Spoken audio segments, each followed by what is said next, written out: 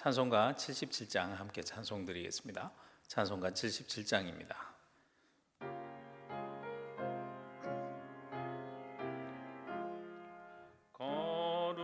거룩하신 하나님, 전능하신 아버지, 우주 만물 창조하신 살아계신 하나님, 아름다운 세상에 우리 살게 하시니 거룩하신 하나님께 경배 찬양합니다.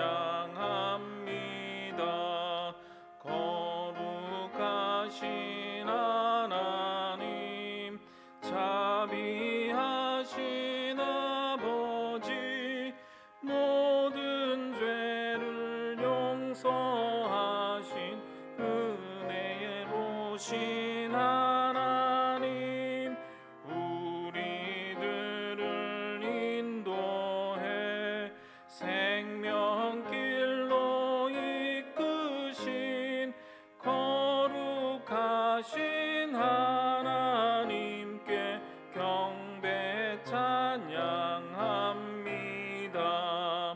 거룩하신 하나님, 영원하신 아버지, 영생하는 말씀으로 복을 주신 하나님, 이 세상을 진리로 이끄시는 하나님, 거룩하신 하나님께 경배 찬양합니다.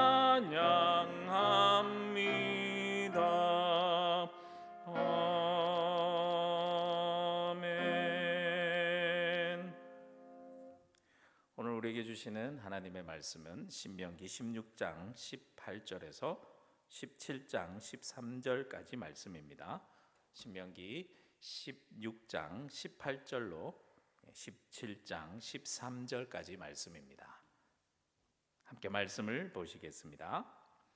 내 하나님 여호와께서 내게 주시는 각 성에서 내 지파를 따라 재판장들과 지도자들을 둘 것이요 그들은 공의로 백성을 재판할 것이니라.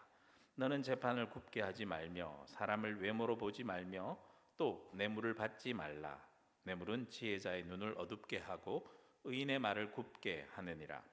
너는 마땅히 공의만을 따르라. 그리하면 내가 살겠고 내 하나님 여호와께서 내게 주시는 땅을 차지하리라. 내 하나님 여호와를 위하여 쌓은 제단 곁에 어떤 나무로든지 아세라상을 세우지 말며 자기를 위하여 주상을 세우지 말라. 내 하나님 여호와께서 미워하시느니라. 흠이나 악질이 있는 소와 양은 아무것도 내 하나님 여호와께 드리지 말지니 이는 내 하나님 여호와께서 가증한 것이 됨이니라. 내 하나님 여호와께서 내게 주시는 어느 성중에서든지 너희 가운데에 어떤 남자나 여자가 내 하나님 여호와의 목전에 악을 행하여 그 언약을 어기고 가서 다른 신들을 섬겨 그것에게 절하며 내가 명령하지 아니한 1월 성신에게 절한다 하자. 그것이 내게 알려짐으로 내가 듣거든 자세히 조사해 볼지니 만일 그 일과 말이 확실하여 이스라엘 중에 이런 가증한 일을 행함이 있으면 너는 그 악을 행한 남자나 여자를 내 성문으로 끌어내고 그 남자나 여자를 돌로 쳐 죽이되 죽일 자를 2사람이나 3사람의 증언으로 죽일 것이요 1사람의 증언으로는 죽이지 말 것이며 이런 자를 죽이기 위하여는 증인이 먼저 그에게 손을 댄 후에 뭇 백성이 손을 댈지니라. 너는 이와 같이 하여 너희 중에서 악을 제할지니라. 내 성중에서 서로 피를 흘렸거나 다투었거나 구타하였거나 서로 간에 고소하여 내가 판결하기 어려운 일이 생기거든 너는 일어나 내 하나님 여호와께서 택하실 곳으로 올라가서 레위 사람 제사장과 당시 재판장에게 나아가서 물으라. 그리하면 그들이 어떻게 판결할지를 내게 가르치리니 여호와께서 택하신 곳에서 그들이 내게 보이는 판결의 뜻대로 내가 행하되 그들이 내게 가르치는 대로 삼가 행할 것이니 곧 그들이 내게 가르치는 율법의 뜻대로 그들이 내게 말하는 판결대로 행할 것이요 그들이 내게 보이는 판결을 어겨 좌로나 우로나 치우치지 말 것이라. 사람이 만일 무법하게 행하고 내 하나님 여호와 앞에 서서 섬기는 제사장이나 재판장에게 듣지 아니하거든 그 사람을 죽여 이스라엘 중에서 악을 제하여 버리라. 그리하면 온 백성이 듣고 두려워하여 다시는 무법하게 행하지 아니하리라. 아멘. 오늘 신명기의 말씀은요, 이스라엘 지도자 중에 재판장이 지켜야 할 규범에 대해서 나옵니다. 또한 재판장의 판결에 대해서는 어떠한 자세를 가져야 하는지에 대해서도 말씀합니다. 한 사회에서 재판이 어떻게 이루어지는 것을 보면 그 사회가 공의로운지 정의로운지 알 수 있죠. 재판장 마음대로 판결을 내린다거나 판결이 났는데도 자기 마음에 들지 않는다고 그 판결을 따르지 않는다면 그 사회는 공의와 정의가 무너진 사회가 된다라는 것이죠. 재판장이든 판결에 따르는 백성이든지 모두 철저히 법에 따라 판결을 하고 판결을 받고 판결을 따를 때 그 사회가 공의와 정의가 살아있는 사회가 되는 겁니다. 하나님께서는 이스라엘 백성들이 이 약속의 땅에, 즉 가나안 땅에 들어가서 살아가야 할 그 사회가 하나님의 율법, 법에 따라 공의와 정의가 살아있는 사회가 되기를 바라셨습니다. 그래서 오늘 본문 말씀을요 나누어 보면 지방재판의 규정에 대해서 나오고요, 지방재판에서 해결할 수 없는 문제를 중앙재판으로 갔을 때 규정에 대해서 이렇게 두 부분으로 나누어서 볼 수 있습니다.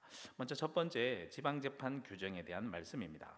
18절 말씀에 보면 이렇게 말씀합니다. 내 하나님 여호와께서 내게 주시는 각 성에서 내 지파를 따라 재판장들과 지도자들을 둘 것이요 그들은 공의로 백성을 재판할 것이니라 라고 말씀합니다. 여기서 재판장이라는 말, 이 말은 쇼페트란 말은 사사기에서는요 사사를 지칭하는 단어입니다. 재판에서 판결을 내리고 또 형을 집행하고 백성들을 다스리는 역할을 하는 사람을 말하는 거죠. 그리고 지도자라고 나오는데요, 이 지도자 쇼페르란 말은 쓰다란 샤타르란 동사에 파생한 단어입니다. 아마 재판장을 도와서 사무나 행정적인 일을 수행한 사람으로 보입니다. 이렇게 이스라엘 백성들이 가나안 땅에서 살아갈 때에 각 지파 단위로 사법과 행정이 이루어질 것이라는 것을 알 수가 있는 부분이죠. 그들이 재판을 할 때 지켜야 할 세 가지 원칙이 있습니다. 그 말씀이 19절 말씀에 나오는데요, 19절 말씀에 보면 너는 재판을 굳게 하지 말며 사람을 외모로 보지 말며 또 뇌물을 받지 말라. 뇌물은 지혜자의 눈을 어둡게 하고 의인의 말을 굳게 하느니라 라고 합니다. 세 가지 원칙이 무엇입니까? 첫째, 재판을 굽게 하지 말아라 라는 것이죠. 둘째, 사람을 외모로 보지 말라고 했습니다. 이것은 어떠한 편견도 갖지 말고 판결하라는 것이죠. 가난한 사람이든지 부자든지 주인이든지 종이든지 외국인이든지 간에 어떠한 편견도 갖지 말고 공정하게 판결하라라는 것입니다. 세 번째 원칙은 뇌물을 받지 말라라고 했습니다. 뇌물을 받고 판결을 굽게 하는 것을 아주 엄격하게 금했습니다. 20절 말씀 볼까요? 너는 마땅히 공의만을 따르라. 그리하면 내가 살겠고 내 하나님 여호와께서 내게 주시는 땅을 차지하리라. 오직 공의만을 따르라 라고 했습니다. 사실 이 부분이 재밌는데 원어 성경에 보면요, 마땅히 공의만을 따르라 이 부분에 공의를 따르라, 공의를 두 번 반복해서 똑같은 단어를 사용했어요. 이 말을 이렇게 두 번 연이어 사용한 것이 신명기에서 유일합니다. 그만큼 약속의 땅에서 살아갈 그 땅에서는 하나님의 공의, 그 공의만을 따를 것을 강조하고 있는 거죠. 그렇게 공의를 따르는 것이 하나님께서 약속하신 그 가나안 땅에서 살아가야 하는 길이고 그 땅을 차지할 수 있다라고 거듭 강조하고 있는 것입니다. 다음으로 21절부터 17장 7절까지 말씀에는요, 재판에 대한 이야기를 잘 하다가 갑자기 우상 숭배와 재물에 대한 이야기를 합니다. 왜 그럴까요? 재판과 무슨 관련이 있을까요? 그것은 고대 사회에서는요, 종교나 문화나 정치, 경제가 모두 연결되어 있었습니다. 종교 문제는 결국 사회에 직접적인 영향을 끼치는 문제이기 때문입니다. 그래서 가나안 종교로 말미암아 종교적인 문제가 발생하게 될 때에 그 사회 자체가 무너지게 될 가능성이 있기 때문에 우상 숭배에 대한 얘기를 하는 것입니다. 먼저 21절에서 22절 말씀에 보면 철저히 우상 숭배를 배격하라라고 말씀합니다. 그 이유가 무엇일까요? 22절 말씀 볼까요? 자기를 위하여 주상을 세우지 말라. 내 하나님 여호와께서 미워하시느니라.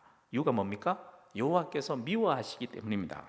또한 온전한 제물을 드리라고 말씀합니다. 23절 말씀에 보면 흠이나 악질이 있는 소와 양은 아무것도 내 하나님 여호와께 드리지 말지니 이는 내 하나님 여호와께 가증한 것이 됨이니라.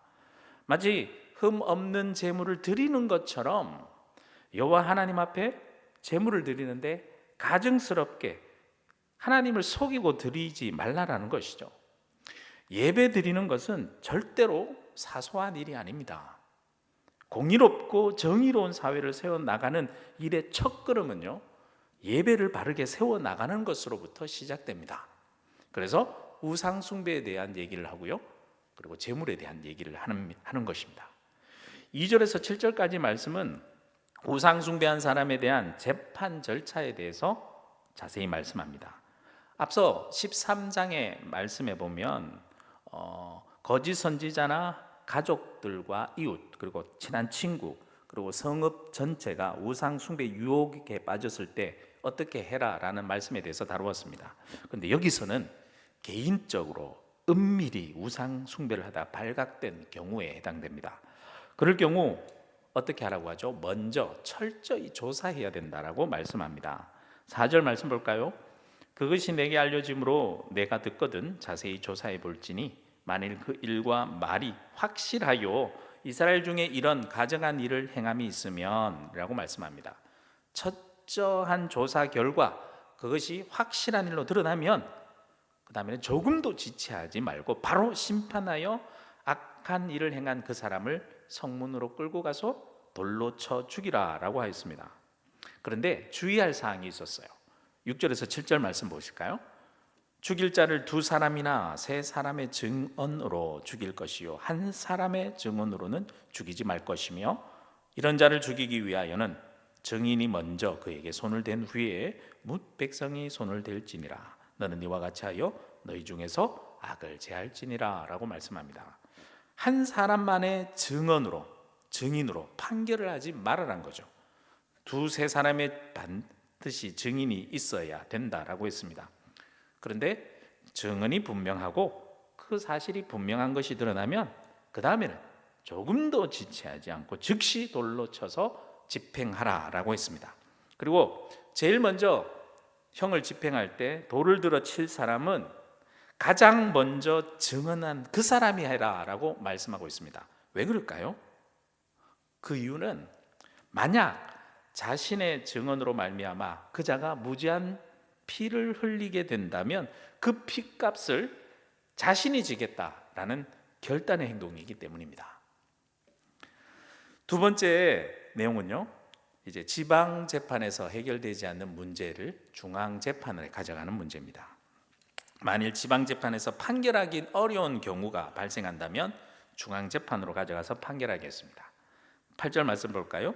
내 성중에서 서로 피를 흘렸거나 다투었거나 구타하였거나 서로 간에 고소하여 내가 판결하기 어려운 일이 생기거든 너는 일어나 내 하나님 여호와께서 택하실 곳으로 올라가서 9절 레위 사람 제사장과 당시 재판장에게 나아가서 물으라. 그리하면 그들이 어떻게 판결할지를 내게 가르치리라 라고 말씀합니다. 여호와께서 택하실 곳이란 곳은 중앙 성소를 말합니다. 당시 재판장이 성소에 있는 제사장에게 가서 물으면 어떻게 판결할지 가르칠 것이라 라고 말하고 있죠. 제사장에게 재판의 권한과 임무가 주어져 있어요. 최종적으로 하나님을 섬기는 제사장의 권위를 가장 높이 인정했다라는 것을 알 수 있는 부분이죠. 그 이유는 아마 정말 판결하기 어려운 경우, 그러한 경우가 발생했을 때 제사장이 가지고 있는 판결 훈패, 우림과 둠밈으로 하나님께 직접 판결하실 수 있도록 하는 권위가 제사장에게 있었기 때문으로 보이긴 합니다. 여하튼 중앙재판에서 재판장과 제사장의 최종 판결이 나게 되면 그 판결은 반드시 순종해야 했습니다. 여호와께서 택하신 곳에서 그들이 내게 보이는 판결의 뜻대로 내가 행하되 그들이 내게 가르치는 대로 삼가 행할 것이다 라고 말씀하고 있는 거죠. 곧 그들이 내게 가르치는 율법을 뜻대로 그들이 내게 말하는 판결대로 행할 것이요 그들이 내게 보이는 판결을 어겨 좌로나 우로나 치우치지 말 것이다 라고 11절에 말씀하고 있죠. 중앙재판에 이렇게 판결이 나면 좌로나 우로나 치우치지 말고 즉시 판결대로 행하라 라고 말씀하고 있습니다. 그런데 중앙재판에 최종 판결이 있었음에도 불구하고 그 판결에 불순종할 때는 어떻게 될까요? 그 내용이 마지막 12절에서 13절 말씀에 나옵니다. 사람이 만일 무법하게 행하고 내 하나님 여호와 앞에 서서 섬기는 제사장이나 재판장에게 듣지 아니하거든 그 사람을 죽여 이스라엘 중에서 악을 제하여 버리라. 그리하면 온 백성이 듣고 두려워하여 다시는 무법하게 행하지 아니하리라 라고 말씀합니다. 최종 판결이 났는데도 그 판결에 불순종할 때 어떻게 하라고요? 반드시 죽여라 라고 얘기합니다. 그래서 이스라엘 중에 악을 제하여 버려라 라고 말씀합니다. 왜냐하면 최종 판결이 무시되거나 어떤 상황에 따라 또 사람에 따라 변경된다면 그것은 곧 사회의 기초가 흔들리는 것이고요 사회의 기초가 무너지기 때문입니다. 공의가 무너지는 일이기 때문입니다. 사회의 근간을 흔드는 일이기 때문에 이 일에 대해서는 백성들이 두려워할 정도로 아주 철저하게 지키다라고 말씀하고 있습니다. 그래야 법이 지켜지는 정의와 공의가 살아있는 사회가 된다라는 것이죠. 법은 그것을 지켜야 의미가 있습니다. 자기 마음대로 지킬 건 지키고 마음에 들지 않는다고 지키지 않는다면 그 법의 의미를 잃어버립니다. 법은 또한 지키는 사람들로 말미암아 권위가 세워지고 그 효력이 발생하게 되는 거죠. 하나님의 법, 율법 그것도 마찬가지입니다. 하나님의 율법, 하나님의 계명은 우리가 지킬 때 의미가 있습니다. 우리가 하나님의 말씀에 어떠한 말씀이든지 그 말씀에 순종하게 될 때에 하나님의 말씀의 권위가 세워지고 그리고 우리 사회에 하나님의 말씀의 능력이 드러나는 겁니다. 또한 하나님의 말씀의 역사가 우리 곳곳에서 우리가 지킴으로 말미암아 그러한 놀라운 역사가 일어나는 것입니다. 믿는 우리들이 믿는다고 하면서 하나님의 율법 그 말씀을 무시하면서 내가 살아간다면 우리 스스로가 하나님의 권위를 무너뜨리는 것이고요 우리 사회를 불법의 사회로 만들어가는 사람이 되어버리는 것입니다. 우리 모두가 오늘 하루 하나님의 말씀에 철저히 순종하면서 살아가길 소망합니다. 우리 사회는 하나님의 율법이 바르게 서게 되고 하나님이 원하시는 공의롭고 정의로운 사회가 되게 하기 위해서 우리가 하나님의 말씀에 순종하면서 살아가야 되는 것입니다. 오늘 하루 우리 삶 가운데 여러분 법을 잘 지키면서 살아갑시다. 그것이 이 사회를 공의롭고 정의롭게 하는 길입니다. 무엇보다 믿는 우리들은 무슨 법이 중요하죠? 하나님의 율법, 하나님의 말씀이 더 중요하죠. 오늘 우리에게 주시는 하나님의 율법의 말씀, 그 말씀에 철저히 순종하면서 살아가서 그 말씀에 약속된 하나님의 놀라운 축복을 받아 누리는 저와 여러분들 되시길 주님의 이름으로 축복합니다. 기도드리겠습니다. 사랑의 하나님 아버지 감사합니다. 하나님께서는 이 땅 가운데 이스라엘 백성들이 하나님이 약속하신 땅에 가서 살아갈 때에 하나님의 율법의 말씀을 잘 지키고 살아가서 공의롭고 정의로운 사회로 만들어가길 원하셨습니다.